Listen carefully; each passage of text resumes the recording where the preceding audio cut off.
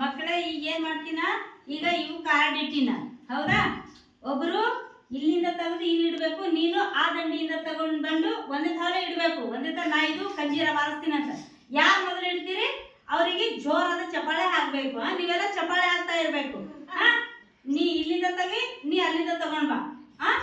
ಸರಿ, ಸ್ಟಾರ್ಟ್ ಮಾಡ್ತೀವಿ. Okay, start.